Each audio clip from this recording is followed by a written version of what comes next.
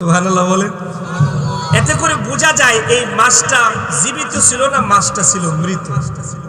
কথা বুঝতে পারছেন? ইউশা ইবনে নুন বলে যে মাছটা জীবিত হয়ে আপন রাস্তা ধরে চলতে আরম্ভ করে দিল। তার মানে বোঝা গেল যে জীবিত হয়ে চলে গেছে, তার মানে মাছটা আগে মৃত ছিল।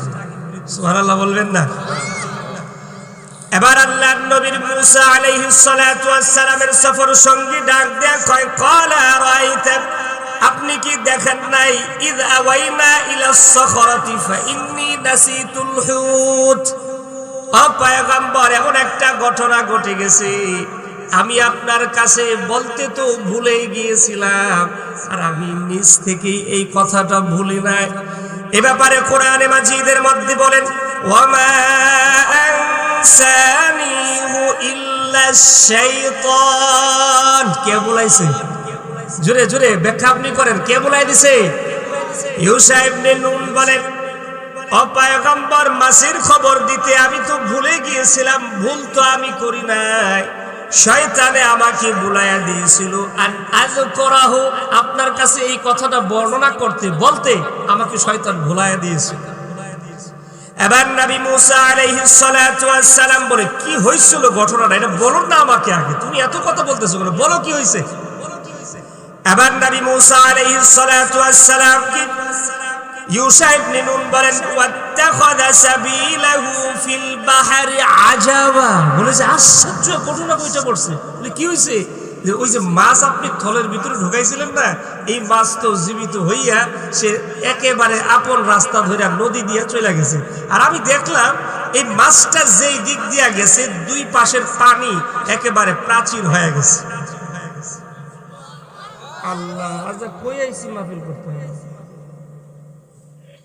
মুরব্বি, পানি প্রাচীর হয়ে গেছে, এরা কিছু কয় না, ও মায়া মধ্যে কিছু কয় না।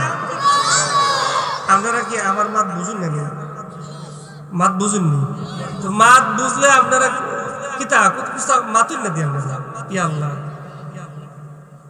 মাতবেন না আমার সাথে, জীবন করলে তো হইতো না। হ্যাঁ ইনশাআল্লাহ, তো বলুক কা সুবহানাল্লাহ। কিছু বোঝা গেছে। ইউশা ইবনে নুন বলে, শোনেন, আশ্চর্যভাবে এই যে চলে গেছে, এই চলে যাওয়ার খবরটুকু মুসা আলাইহিস সালাতু ওয়াস সালাম শোনার পর মুসা আলাইহিস সালাতু ওয়াস সালামের রাগ কম না বেশি? জোরে জোরে, কম না বেশি? আল্লাহর নবী মুসা আলাইহিস সালাতু ওয়াস সালামের কাছে এসে একজন আল্লাহর বান্দা বলেছিল, মুসা রে, আমাকে ওই ব্যক্তিটা আঘাত করেছে। মুসা বলে, কে মারলো রে? আমার পুত্রের মানুষ। আয় এদিকে আয়, মাত্র একটা চর দিছে, শেষ, মরে গেছে। চরের পাওয়ার যদি এমন হয়, তাহলে ব্যক্তিটার কি পরিমাণ রাগ থাকতে পারে বলেন তো দেখি। অনেক রাগ। রাগ কি শুধু রাগ নাকি? চুল দাঁড়ায় যেত এইভাবে। মুসা আলাইহিস সালাম যখন রাগ করতো, চুল এইভাবে ঠাস করে দাঁড়ায় যেত, এত রাগিলা মানুষ।